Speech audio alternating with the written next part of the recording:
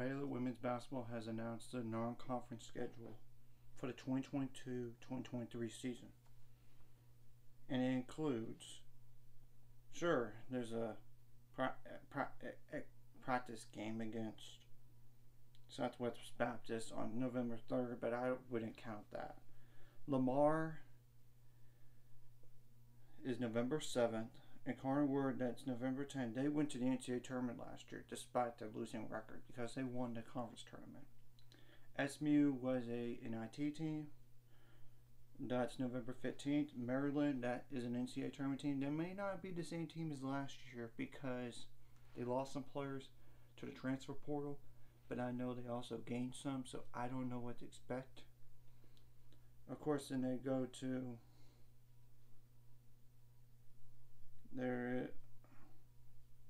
the Gulf Coast Showcase in November. Gulf Coast Showcase, which the first game is against St. Louis, and that's on November 25th. And depending on the result, it's Belmont or Villanova. Either way, you're getting an NCAA tournament team. Of course, that's November 26th, but November 27th is to be announced. Of course, because you never know what's going to happen way down the line. But teams on the other side of the bracket are like Michigan, Air Force,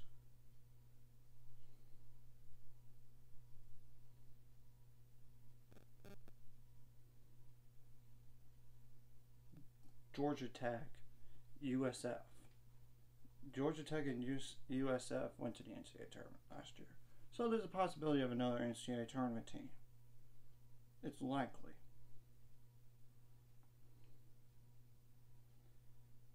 And of course, December 4th they play Houston Baptist.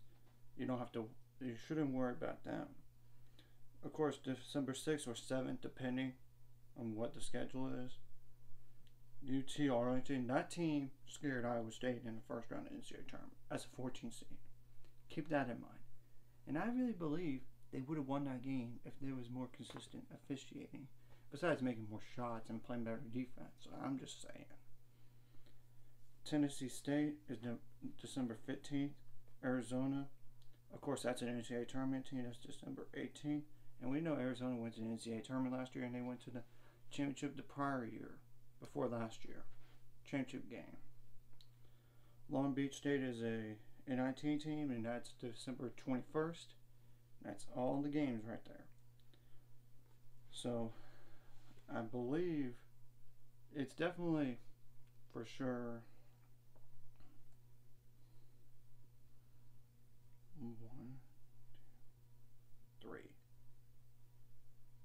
5 NCAA tournament teams with potential up to 6, of course, because of the tournament in Florida.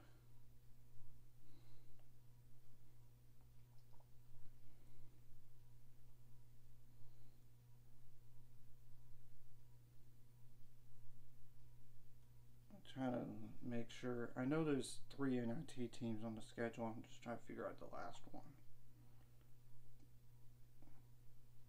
Okay, it's not Lamar for sure. I know it's SMU. SMU and Long Beach State are 2 of them. So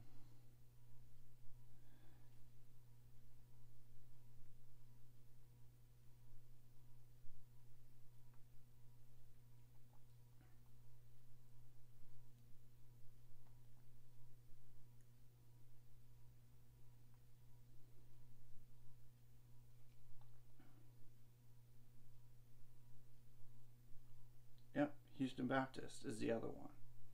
So they're getting tested with this schedule. It's not like daunting, because I would expect Maryland to be in its preseason top 25 regardless, possibly even Arizona.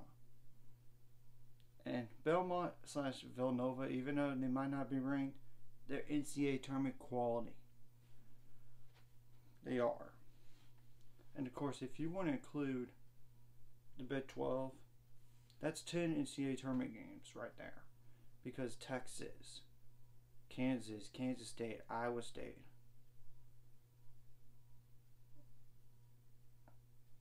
trying to think. Oklahoma. I'm going to go over it again just to make sure. Texas, Oklahoma, Kansas, Kansas State, and Iowa State. Yep. So, they're going to get a lot of good tests this year. Though I'm not sure if the Big 12 is going to have any, per se, top 10 teams out of those bunch.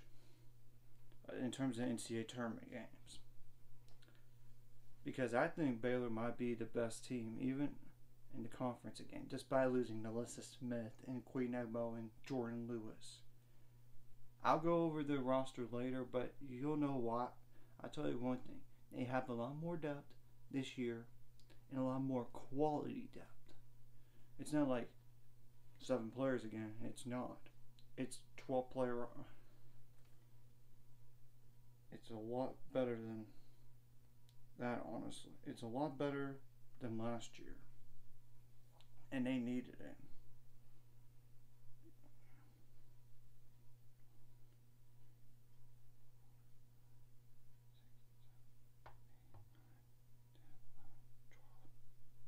Yeah, 13 player roster. And it's a really good 13 player roster. And they may not be the biggest in terms of size. Sure, they have a 6'4", but and they only have like 4 players below 6 feet tall, and that's all guards that are. But it does include some guards that are like 6'2", or 6'1", 6'2", 6 foot. So, as you could tell, based on that alone, what I just said, there's a lot more quality and a lot more size at guard. Because last year, they couldn't switch on player to player, like, because of size disadvantage. Because they played 3 guards below 5'11" last year at a time. And sometimes one of your small guards has to switch to a big down low, and they couldn't stop them. Anyways, if you like this content, hit the like and subscribe button. See you guys later. It's going to be 400 subscribers or more by the end of this year.